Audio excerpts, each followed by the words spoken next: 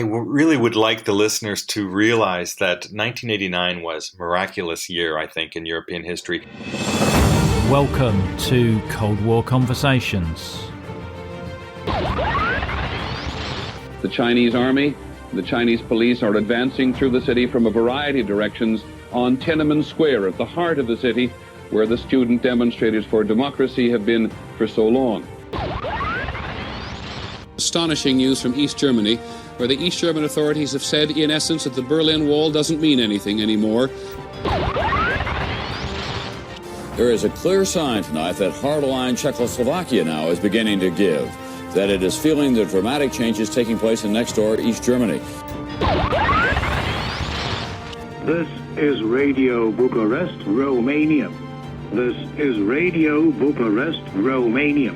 Listeners, following the great popular manifestations in the capital city of Romania, Bucharest, today, December 22nd, 1989, the dictatorial regime of Nicolae Ceausescu was overthrown. Mark Baker is an independent journalist and travel writer who's lived in Central Europe for more than 2 decades. He loves the history, literature, culture and mystery of this often overlooked corner of Europe and makes his living writing articles and guidebooks about the region. Do visit his excellent Eastern Europe blog, which contains a number of Cold War stories. Now, I'm sure you know that some of our fans are helping the podcast financially, so if you'd like to join this select band, then head over to coldwarconversations.com/donate. For the price of a couple of coffees a month, you help to cover our increasing costs and keep us on the air. Plus, you get that sought after Cold War Conversations coaster too. So, back to today's episode. Mark was a journalist in Vienna who covered Czechoslovakia during the 1980s, and in a wide-ranging conversation we discussed the events of 1989, with Mark providing some vivid accounts of his experiences and how events are viewed at the time. I'm delighted to welcome back Mark Baker to Cold War Conversations. The whole of 1989, I was working as a journalist in Vienna. We were working as a 10-man team.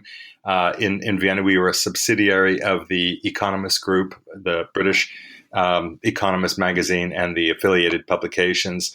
And it was our job to report on developments in Central and Eastern Europe, but primarily from a business perspective. We weren't totally focused on political changes. Of course, we were completely interested in the political changes, but our job was basically to do the business reporting. And throughout the entire year, I was basically in Vienna working as a journalist and an editor for that organization. Were you there from the start of 1989? Yes. I had come to Vienna in 1986 and stayed through 1991. So through that entire year, 1989, I was working at my job, just as a journalist in Vienna, covering Eastern Europe. Solidarity in Poland in 1980 was probably the first sign of some sort of leniency in the form of independent movements in Eastern Bloc countries. That's true, but then they got totally, jammed by Jaruzelski and martial law, and they kind of disappeared from the scene for a while, and then they reemerged. But the point about 1989 that we should make for this podcast is that it was Poland that was the kickoff in 1989, and it was led by Solidarity. They had made a big comeback, and if you really want to look at the events of 1989 kind of sequentially, you could probably make a pretty good case that Poland was the very first country to kick off all those changes in 1989, when they held in early June of that year, when they held elections in which some Solidarity-backed candidates were permitted to compete for parliamentary positions in that election. Yeah, that's right. I think it was February where the communist government of Poland first entered into roundtable talks with Solidarity, which then resulted in the Communist Party allowing them to compete in that June election, thinking that they wouldn't do very well and getting it completely wrong. absolutely completely wrong. It was almost a clean sweep for Solidarity in those races in which Solidarity was permitted to compete in. And that was quite a shock and quite a come down for the Communist Party in Poland at the time. Yeah, yeah. But even a month earlier, there's obviously Hungary, where they start to dismantle the border between Hungary and Austria as well. Right, exactly. So Poland and Hungary were part of the reform camp in Eastern Europe, clearly leading that. Hungary and Austria had begun discussions about actually cutting the Iron Curtain between those two countries. And Hungary was making plans. I think it began first off as Hungary began first to try to modernize the Iron Curtain, because obviously barbed wire wasn't very effective in 1989. But they didn't have the money, the funds to completely redo the border in new technologies. So they started to talk with Russia, with Gorbachev, actually, as we know now, about what it would be to simply open the border with Austria, and in that way, and Gorbachev more or less gave his okay for that type of development. So those two things, Poland and Hungary, kind of happened more or less at the same time, concurrently, and then the leaders of Austria and Hungary meet actually in June in that field. In between the two countries, and snip the cord symbolically, cut the barbed wire between those two countries. So yes, Poland and Hungary, those were the reform countries. They were leading the effort. Yeah, and Hungary had sort of been almost quietly reforming, for a few years before then as well. I don't know whether your fellow journalists were picking up on sort of a sort of wind of liberalization coming through. Well, look, throughout all of those decades, each of the countries was taking a kind of an individual position or an individual approach to trying to, adhere to, what life was like within the Soviet bloc. Obviously, not to get the Russians or to get the Soviets too angry to, propel them into some type of military invasion. At the same time, they had to deal with a very restive population, and they wanted to avoid domestic unrest, strikes, etc. And Hungary had taken that goulash communism approach, where they would try to put more of an emphasis in consumer goods and making life under communism more bearable, more tolerable for the general population. And that was their approach. Yes, that's correct. So you have elections in Poland. You have an embarrassing, humiliating defeat for the Communist Party in Poland.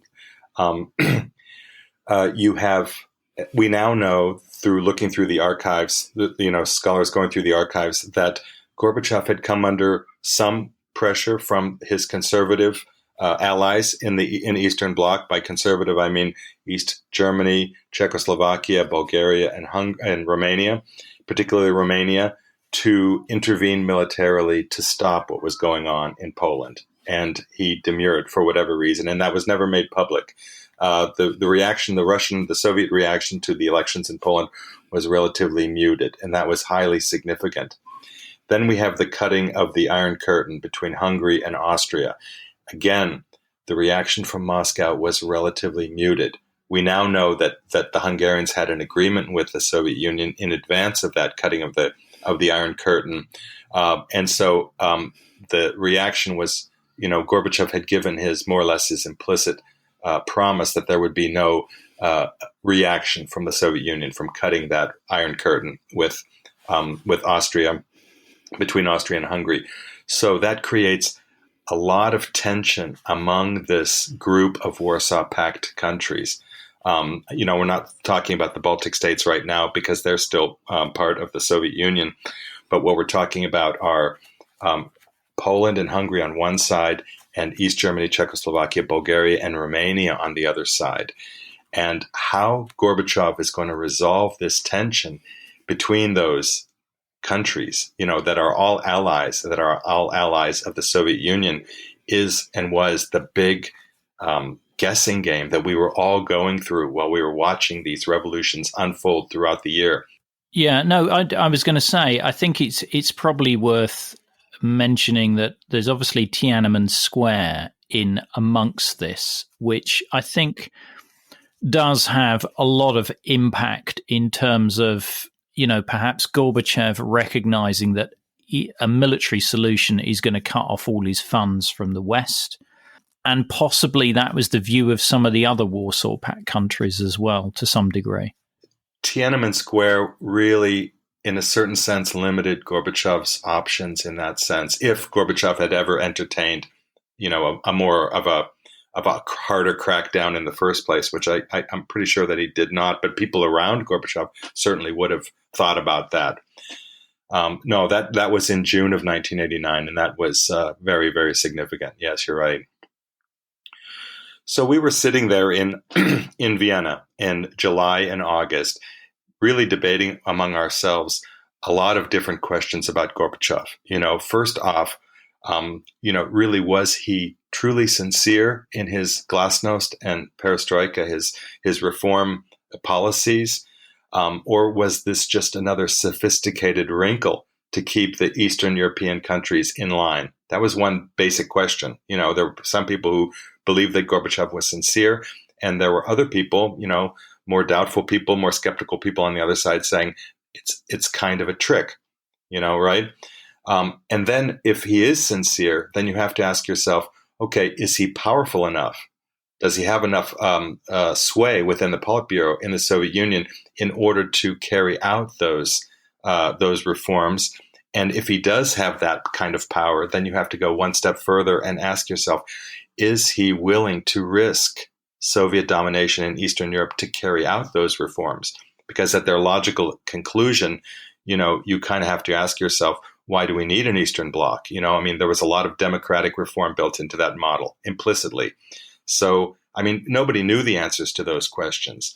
And we were sitting there in July of 1989, debating among ourselves all those answers, and really wondering how Gorbachev was going to come down. Because I really do think, Poland had made some significant strides in its election, etc. Hungary had cut that Iron Curtain, but I really do think in July or August, had the Soviet Union decided that enough was enough, let's roll back these reforms, let's suffer the diplomatic consequences, the recalling of ambassadors, etc., all the fluff and kerfuffle that's going to happen, but they could have rolled them back as late as July of 1989. At least that's my view.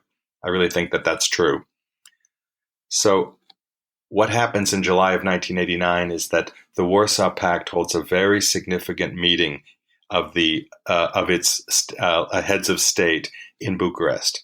The host is Ceausescu. It's held in the Palace of Parliament, that enormous building in Bucharest. And all of the heads of state of the Warsaw Pact are invited to go down there and convene.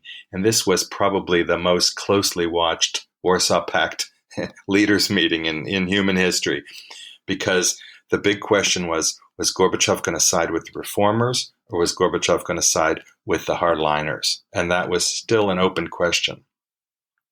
So, what it might have been to be a fly on the wall of that big, huge building in there, just to watch the looks on the hardliners' faces, because what came out of that conference, Gorbachev never spoke in really direct language. It was always difficult to pin him down on any, particular detail of policy or anything like that. But he did speak in this kind of, this kind of gauzy diplo speak. And at this particular Warsaw Pact convention, leaders, heads of state meeting in Bucharest, he came up with this formulation that in the future, it would be up to the individual member states of the Warsaw Pact to be able to choose how to solve their national problems in their own way. And that's that's paraphrasing more or less the formulation that he actually used at that meeting. And that was pretty clear indication that he was not going to side with the hardliners in this dispute. And it was also, if you want to read a little bit more into it, probably a pretty good indication that whatever happened in Eastern Europe, the Soviet Union was not going to militarily intervene. Right. And this was where as a result of this, his foreign minister famously said that it was no longer the Brezhnev doctrine, but it was the Sinatra doctrine, because the countries could do it their way. Exactly, something like that. Exactly. Yeah, I have probably completely mangled that, but you'll get the gist. No, it's really good. It's actually really good. So that was significant. And I think looking back, historians will see that as the crucial turning point, maybe not necessarily that one meeting, but those crucial months in which a lot of discussion was held, probably within the Politburo, without the Politburo, among the different countries in Eastern Europe and Central Europe, about which way the Soviet Union was ultimately going to go. And, everything that happened after that, I think, the fall of the wall in Berlin, the fall of the regime in Bulgaria, the Velvet Revolution in Prague, and of course the deposing of Ceausescu and his ultimate execution at the very end of 1989 is kind of a denouement that followed from that public formulation in July, and then what went on in July and August. Yeah, well, I guess it sort of removed that always the big stick that all of these regimes had, which was to call the Soviets in. And by removing that threat, it gave these, nascent movements in these countries a sort of confidence that they wouldn't have had before. I think it would even more than that. Look, if you're repressing your population, you can, and you're East Germany or Czechoslovakia or in the most extreme sense, Romania, you can get away with a lot if you can say, look, if you don't go along with me, the Soviet Union is going to come in and going to settle things once and for all. I mean, you can almost get away with anything. Once that threat is removed, then suddenly you're on your own to make those decisions. How are you going to continue those repressive policies? And if you don't have the Soviet Union backing you militarily, then you also have to ask yourself and, the people across the table from you ruling that country, whether you're willing to fire on your own people to enforce your rule. And that was crucial. Yeah, because I guess, the way it would be played out to some degree is, look, I'm the lesser of two evils. If you don't follow my lead here, the Soviets will come in and it will be far worse, which is almost what Jaruzelski did with martial law in Poland in 1981. Absolutely, exactly right. It's good cop, bad cop, and and if you have that ultimate weapon in your back pocket, you can basically do anything. Once you lose that weapon, then you're really at the mercy of your own willingness to use force on your population, or your own power to actually control your own population. Yeah. And, history in 1989, history gave us some really good examples of what you can, what happens when you lose that Soviet, that ultimate threat of military force, whether you relinquish power peacefully or whether you try to do it on your own, as Ceausescu did, and it really didn't end very well for him. So after the Warsaw Pact meeting, what's the sort of next major milestone you would say in 1989? Well, I think the cutting of the Iron Curtain between Hungary and Austria doesn't get enough credit, I don't think, in terms of really setting the whole stage in motion for what would happen throughout the year in 1989. It seems pretty simple. Hungary and Austria, had a very long relationship that goes back centuries, and it seems very normal that they shouldn't have a border between them. But once you cut that cord, all of the other people in Eastern Europe and Central Europe, particularly in East Germany, but everywhere basically, started to make that calculation. If I can only get to Hungary, then I can get to the West. And almost, in getting to Hungary for any of the countries in Central and Eastern Europe was relatively easy because the movement on that side of the curtain, was fairly unrestricted up until that point. So what happens is that eventually a lot of people, particularly East Germans, end up traveling over the summer to Hungary. and start massing at the border. In that, we're talking about August now. In September, that's sort of the next major. That's kind of the next major development in Eastern Europe. And then we have this pan-European picnic that happened. That was a gathering of East Germans on the border between Hungary and Austria. And finally, the Hungarian government came under so much pressure from the people on the ground there that they just allowed those people, the East Germans, to go into Austria, free, unmolested. So once that happened, that kind of started. That was kind of like the slow breaking dissolution of the dam, of the wall, in a sense. And wasn't there big influxes into West German embassies in Eastern Europe at this time as well? Exactly. So we have the pan-European picnic in Hungary. We have the release of those East Germans, tens of thousands of East Germans, into Austria. And suddenly, the East German population is very restive. Well, you let them go through in Hungary. Well, then why don't we just go to Czechoslovakia and go to Prague and go to the West German embassy and demand, that we be able to go across the border, etc. So in September, you have a great massing of people, of mostly East Germans, in Prague at the West German embassy there, demanding a special entry visas into the West. And then you have that electric moment when the West German foreign minister at the time, a man called Hans Dietrich Genscher, goes to Prague at the very end of September. I believe it was September 30th. There's thousands of East Germans gathered at the West German compound, around the West German compound in Prague, and all around central Prague, Malastrana, where the embassy is located at. And Genscher comes out and he says that he has some special permissions that he's going to be able to grant them, that the people there will be able to go into West Germany in specially sealed trains. And this is crazy. Like the people are leaving East Germany and getting to the West by kind of going around the wall, the Berlin Wall, This was setting some very dangerous precedents for the regime in East Germany to be able to maintain control. So, after that meeting in Bucharest, then we have the East Germans in Hungary, then the East Germans in Czechoslovakia coming through Prague, and slowly the edifice is dissolving all around the edges. Of course, it's still standing in the middle of Berlin, but all around the periphery, it's breaking down and people are coming over. Yeah.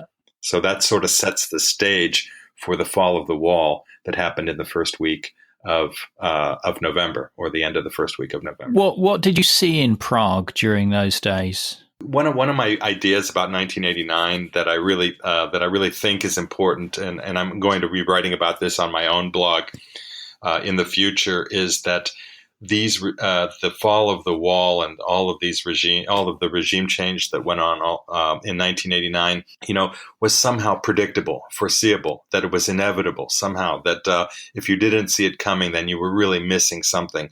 And, as a person who is there watching all of this unfold, I can tell you that is absolutely not true. We really didn't have any great idea how things would end up from day to day, week to week. And when I say that with some personal experience, because at the end of September and the beginning of October, the company that I was working for, Business International, this affiliate of The Economist in Vienna, sent me to Prague to ask people on the street whether they thought that any type of regime change, any type of liberation could happen anytime soon in Prague. And this was almost exactly the same time that Genscher was there. All those East Germans were there. He was giving them their special permissions and visas to get to West Germany through those specially sealed trains. And I'm on the street at approximately the same week, basically asking people in Wenceslas Square and central Prague, well, could it happen here? I mean, look what's going on in East Germany. Look at these people going to the West.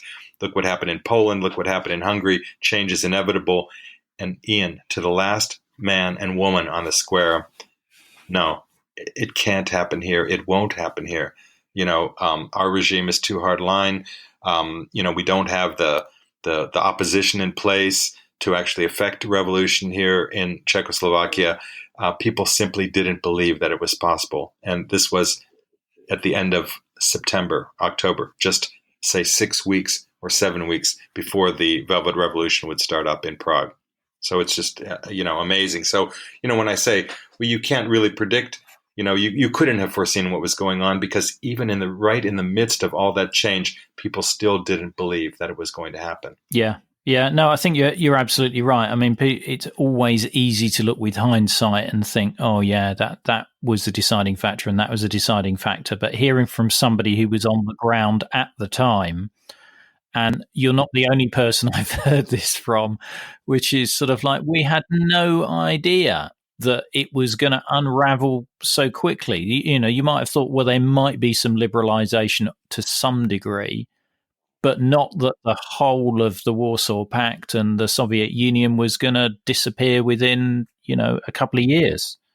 No, and I really, when I said earlier, when I said that the Soviet Union could have rolled it back if it had chosen to do so and pay the diplomatic price, but no Western country would have gone to war to free the Eastern Bloc at that time. I mean, I really just don't believe that. It was really Gorbachev's blundering or tenacity or a combination of both of those that really that gave the cover for all of this to happen. And,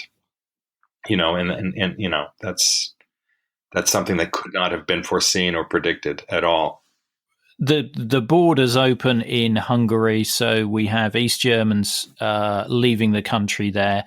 The sealed trains have left Prague and have passed through East Germany, and that's because Honecker wants to make it look as though he's letting these people leave rather than them leaving of their own volition. But by doing that, he causes even more unrest in East Germany.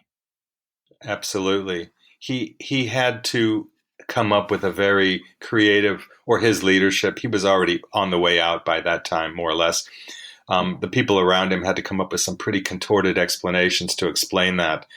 One of them was that the East Germans that had gone to Hungary and had gone to Czechoslovakia, to Prague, were being bribed by Deutschmarks, of course, and food, and they were basically being bought to go across the border, in a kind of propaganda move by the West, which of course wasn't true. Yeah, no, absolutely. So Gorbachev arrives in Berlin in October, doesn't he, for the 40th anniversary of the GDR? That was a very that was a very inopportune anniversary, if there ever was one. The East German leadership was undergoing tremendous change at that point. There were protests beginning throughout the country. There was, of course, that episode in the embassy, and Honecker himself is on the way out, and the East Germans get a new leader at that time, a guy named Eugen Krenz. Who's sort of nominally meant to be a change from Honecker, but in a sense is simply a friendlier version of that same repressive East German policy. So essentially no change in East Germany. What happens after that is, of course, we get the Berlin Wall falling, through a crazy and silly and stupid bureaucratic blunder, a kind of misinterpretation of a general decree that would make travel to the West easier for East Germans, is kind of mistakenly interpreted to mean that that order would go into effect immediately, and then people could presumably simply walk through the wall. Of course, that wasn't exactly the policy. People heard it on the radio. People saw it on television, they saw the transcripts, and they decided to test it. And they were going to put these regulations through the next day. He just jumped the gun. And there was going to be more bureaucracy around free movement. You did have to apply to your local police station, I think, for paperwork. But it was kind of like the surprise and the ease, and also exposing the fact that the guards would no longer shoot on the crowds. And that is really what made the day. I mean, that was really what changed the whole atmosphere. Once you know that the guards aren't going to shoot at you, then why not walk right through right through the gate? And suddenly, people say at that very moment, in a kind of a conceptual sense, East Germany ceased to exist.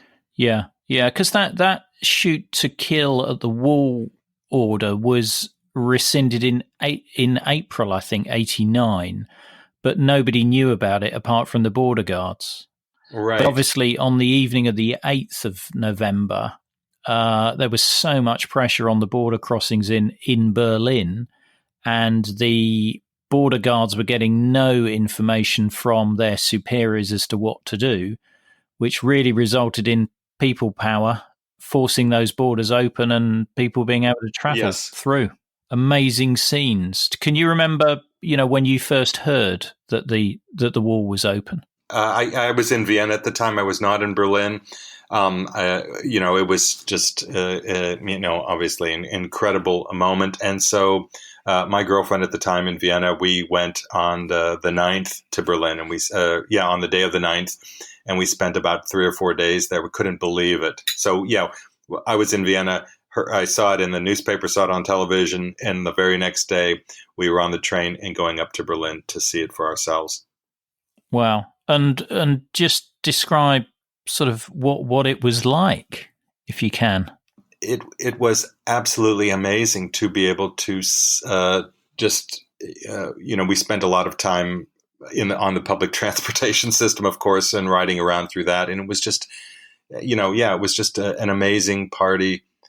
I had just come back from that trip to Prague, in which I had interviewed all those people who told me that change was not going to come to Czechoslovakia. And I had actually written that type of story for our magazine, Business Eastern Europe. And of course, immediately I felt like I totally missed the story, So I guess I was a little bit bittersweet. Yeah, for me. I think it's fair to say that you weren't the only one there. So did you have did you actually say to yourself at the time, wow, I'm here in Berlin at such a pivotal moment in history, or did you not think it was such a big event? Both, actually. I mean, it was an enormous event. I was, but I didn't have the presence of mind to really document it. I mean, somehow we were just carried away with events. When I look at my pictures of Berlin from that time, it's just us standing on a train platform or something like that. There's very little of the excitement of the time, so I don't know what I was pointing my camera at. I'm not sure, but no, we were completely aware of the historic moment of that. I just wish I had more of a presence of mind to have kept better notes, to have written really what my impressions were and what I was seeing at the time exactly, and what I was thinking about it at the time, because obviously, that's very important for, to when you look back on like in our conversation, to be able to have those notes at my disposal and really to be able to tell you exactly what I was thinking. All I can remember is that I was very excited, taken by complete surprise, also professionally, and I think having a pretty good time. Yeah, I was going to say, maybe you hit the sect too much, or I don't know.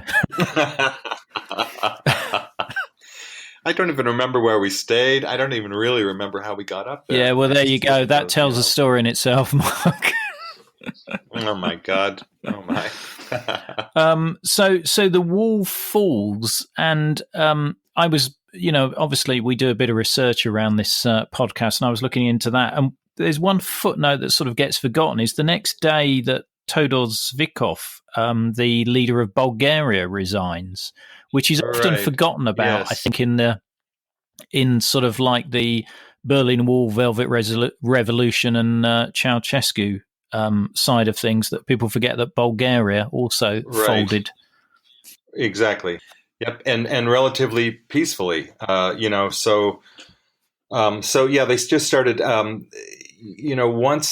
Once the ramifications of that, of Gorbachev's pronouncements in July and August, but mostly in July at that time, really took hold. And then we had those East Germans coming through the border, etc., the fall of the wall. It really was apparent, and no reaction, really, no military reaction, no harsh reaction from the Soviet Union. The writing really is on the wall, and that really explains the situation, I think, in Bulgaria. Yeah. where they realized they wouldn't get the Soviet Union, the cavalry, to the rescue to oppose that. Of course, Todor Zhivkov was an old man and really a spent force by the time 1989 rolls around, as was Erich Honecker, and as was, frankly, the leadership in Czechoslovakia at the time. I have a great photo, which I think might have been taken at that 1989 Ceausescu Warsaw Pact meeting, of all the Warsaw Pact leaders. And it's just a bunch of old men. Right. Really old men. Yes, exactly. But you have to ask yourself, was Gorbachev really letting these old guys out to dry?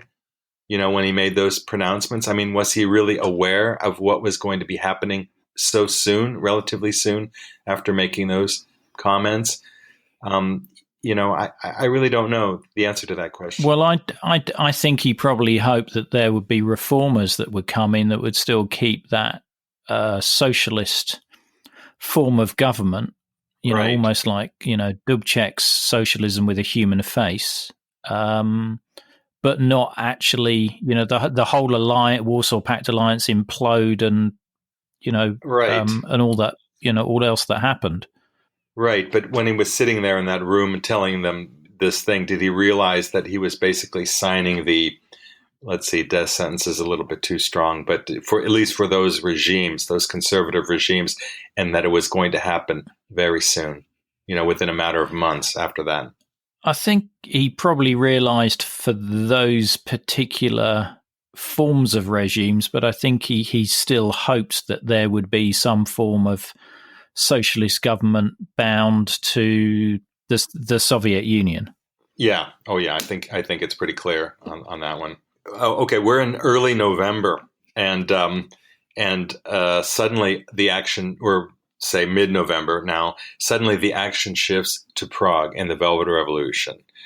And, one of the strange, one of the things that, at least in the middle of the year, prevented us as analysts and journalists working in that region from really grasping what was happening and being able to foresee it, was that in all of the Eastern European countries, with the exception of Poland, there was no real organized resistance to communist rule in any of the Eastern European countries. There was some church-led resistance in East Germany, throughout 1989, and there was the dissidents, of course, some dissidents in Czechoslovakia, and there was a sprinkling of church-led resistance in Romania, but there was no real organized force that was strong enough to push these guys out of power and then the next day pick up and run the trains and run the factories, etc., that you need to do for a country the next day. There was just that they didn't have that kind of organizational power. So I guess the exception to that would be Poland with Solidarity. Exactly. There was the exception, which was probably more organized. Of the countries, really only Solidarity in Poland had that there. But so when we were looking at a country like Czechoslovakia, who was going to bring about this revolution? It was a real question. Sure, there was Havel, and we learned a lot about him.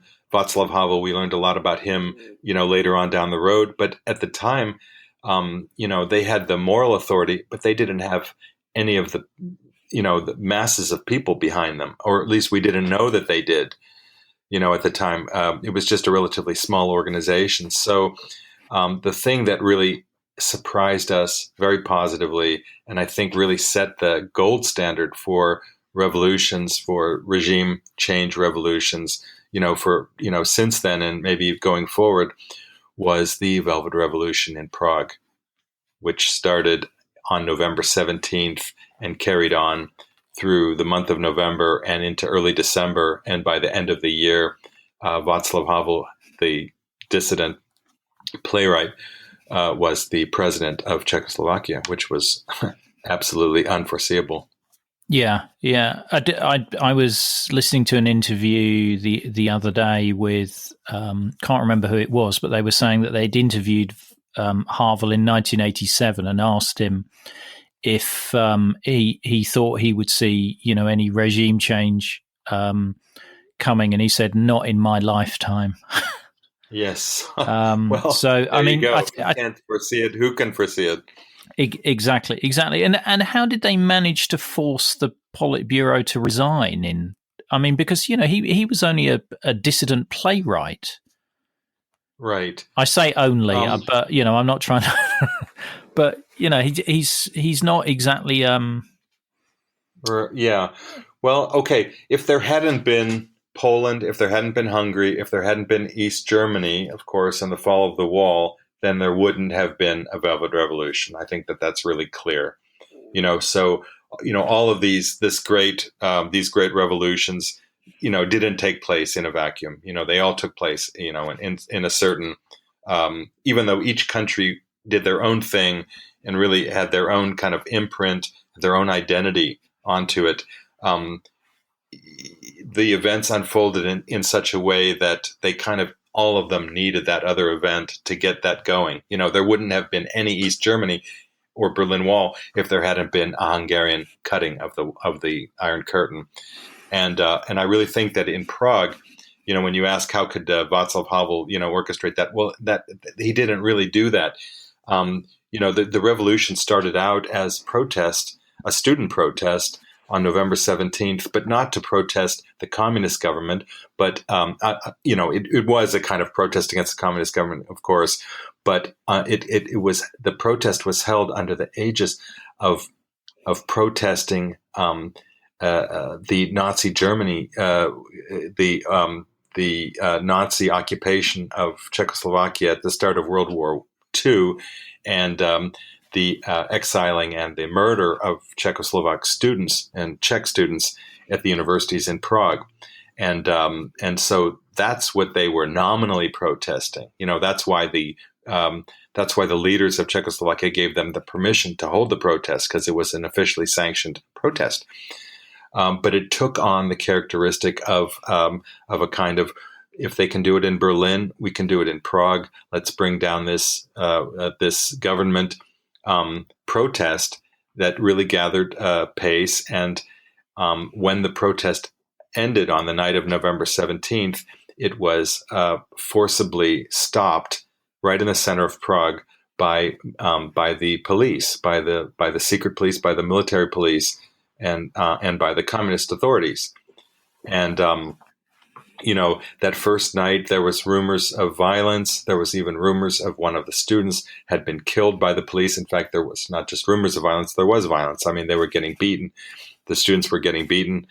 And that electrified, that first night of protest, the beatings, that electrified the country and propelled the country into more or less a week of upheavals, revolutions, and etc.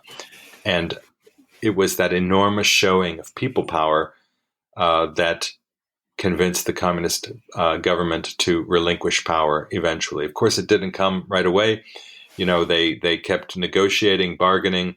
We'll give you this if you give us that. Call off the protests and we'll give you this, we'll give you that. But in the end, the protesters got everything, more or less everything that they demanded in the Velvet Revolution. Yeah, I think one of the things that there's many things I like about the Velvet Revolution, but the jangling of the keys in the demonstrations.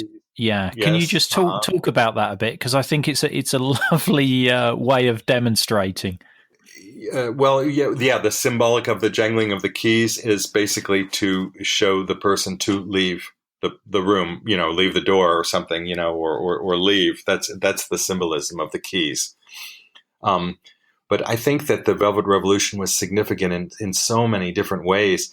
Up until that point, I may be wrong, and I'm sure that there have been other more successful. There were other successful people power revolutions, but I think the Velvet Revolution, more than any other revolution that we've had in modern times, shows that a relatively powerless group of people can achieve amazing ends if they are organized in their goals, and if they're resolute in their determination to make change. And of course, if they have, an amazingly articulate and charismatic leader like Václav Havel at the front of it, and of course, a lot of support from the rest of the world. But it really showed us, I think, as a planet, the elements that you need to have in place to affect change. And, it's just the fact that so many people demonstrated, the fact that so few people were really injured, the fact that they managed to secure, all of their demands peacefully, is just an inspiration for everyone. Yeah, I think. Yeah, absolutely. However, the last domino in the Warsaw Pact doesn't fall so smoothly, does it? Well, okay. So going back to the earlier part of the conversation, where we have these historical examples of when let's say the threat of military force, in this case the Soviet threat, the implied threat of military force, is taken away, and the regimes have to come up with that decision of what they're going to do, and are they going to relinquish power peacefully, or are they going to try to fight their way out of it without that backing from the Soviet Union? In East Germany and in Czechoslovakia, they opted for the former. They saw the writing on the wall. They decided they weren't going to open fire, thankfully, on the populations. There wasn't going to be much of any bloodshed on the streets. Ceausescu made the Romanian dictator at the time, who had been in power since at least the mid-1960s, Nicolae Ceausescu, he made a very, very wrong calculation. I think maybe blinded by his own narcissism, by his own belief in his own myth making. He really did believe that he could scare the population into continuing to obey him, even though he had lost a very important lever of his control. The Romanian Revolution, let's call it, doesn't start up until about a month after the Velvet Revolution. So let's fast forward until mid-December, December 16th and December 17th. Some small and gathering pace protests start in cities outside of the capital of Bucharest, not directly in Bucharest, but outside the capital. So the most important one was in the city of Timișoara, which is in the western part of the country. And there it was actually led by a Hungarian Protestant reform preacher. He led an anti-Ceausescu reform in Timișoara. Ceausescu did not take that protest very seriously. In fact, he even made a trip out of the country once the protest started in Timișoara on December 16, 17. He actually leaves the country and he visits Iran, I believe, and then comes back a couple days later. So he was out of the country. The protests begin, he leaves the country, and then he comes back. That's how much he actually believed in his own ability to control the events. There was no way in his mind that he could see himself losing this demonstration. I don't know what he was seeing when he was looking around at the rest of the Eastern Bloc. He was really the last remaining holdout. But yeah, the collapse of the Ceausescu regime is insane. At one point, the protests are swelling all around the country. They're growing in Bucharest. He goes out on one of his balconies, on one of the leadership buildings, right in the middle of Bucharest, and starts addressing the crowd. He still can't believe that they would that there would be any type of revolution, and he starts to promise them very modest wage increases, etc. And then you start to hear the beginnings of dissent among the crowd, and then a little bit of down with Ceausescu. A little bit of protest noise, and it really shatters him. It really shakes him because he's never heard this kind of thing before. He can't believe what he's hearing. And that is a priceless piece of TV, because you actually see the moment when he realizes the game is up. You see the moment, the fear in his eyes when the game is up. Yeah. So he eventually, it's a comical, it's like out of a Harold Lloyd movie or something like that. This escape that they plan. They actually take off from a helicopter off the roof of that building on the very last day that he's in power. Basically, that's December 22nd.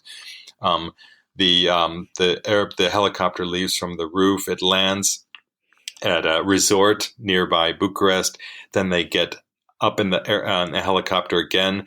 The helicopter pilot tells him some story that he's got to fly low because they could be shot down by gunfire, by artillery, by anti-aircraft fire from the ground. So Ceausescu gets really scared, orders the helicopter to go down. So they land in the middle of absolutely nowhere in Romania, and it's just a really crazy story. They're picked up by as hitchhikers by a random guy driving his car. Eventually, they're caught by a military base near the city of Târgoviște, which is a city. It's about, I guess, probably about 100 or so kilometers from Bucharest. Pretty remote town, and they have a military base where Ceausescu and his wife Elena are held, and then they can't figure out what to do with them.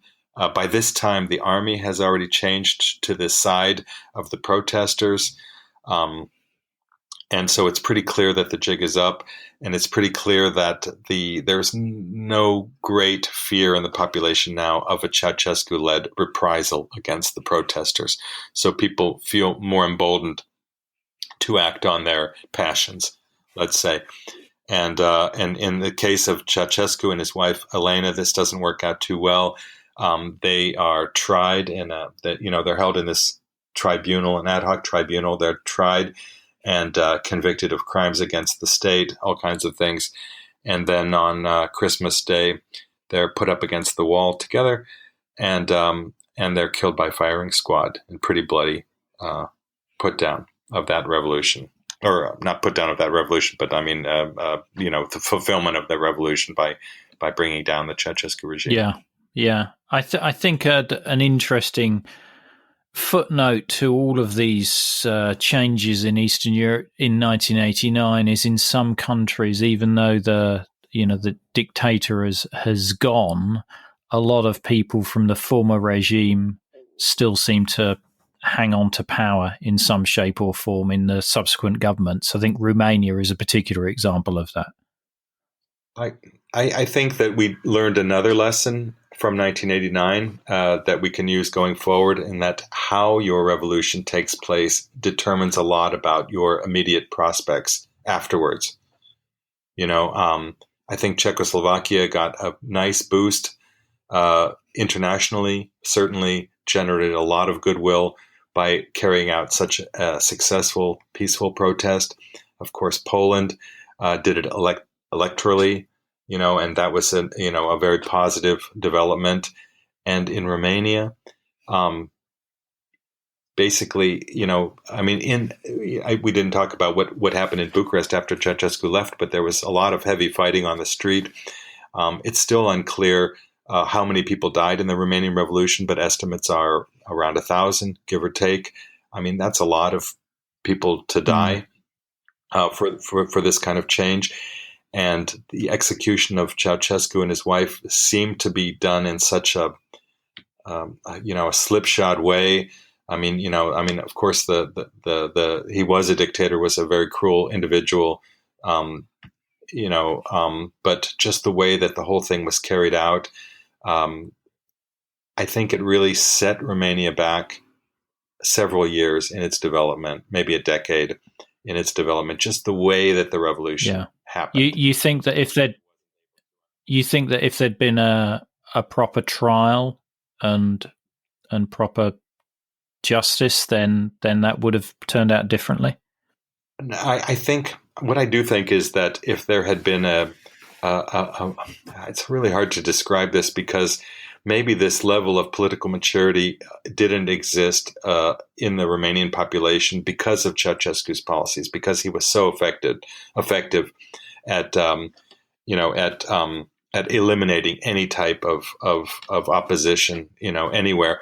but the protests didn't have the quality of like civil governance behind them. There was, it didn't feel like a mature, popularly led movement against a dictator. It really seemed like a very angry and desperate people trying to get rid of a very, very bad person. So maybe there was nothing that could have been done that would have made it easier for Romania to do that. But I do think if there had been some different type of tribunal, there would have been a lot more answers that came out about how the revolution really happened.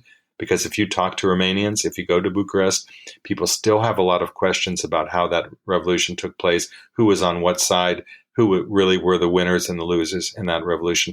And there was never the opportunity for the trust to develop, among the population in the new leadership. So, and I think the country, maybe Romanian listeners to the podcast might disagree with me, but I think the country suffers to this day because of that, how it all unfolded in a sense. Yeah. And Ceausescu's regime was probably the most repressive of the Warsaw Pact at that time, would you say? Oh, absolutely. I think so. I mean, I think they were all repressive in their differently repressive ways, if you can understand that. But Ceausescu was repressive in a ruthless way, like almost a Central Asian dictatorship way, in which, I think by the time, in the rest of Eastern Europe, by the time the 50s were over, dissidents weren't being killed. They were being jailed. But in Ceausescu's Romania, you were never really sure exactly what was going to happen, in a sense. So I think that he was already playing by different rules, even then. When you said the most repressive, I definitely agree with that for sure. Yeah. And his policies were causing some real misery as well, more so than perhaps some of the other regimes. Oh, absolutely. It's interesting when you compare like living standards at the time, because of course at Business International that was our bread and butter, was to look at the different countries from the economic perspective.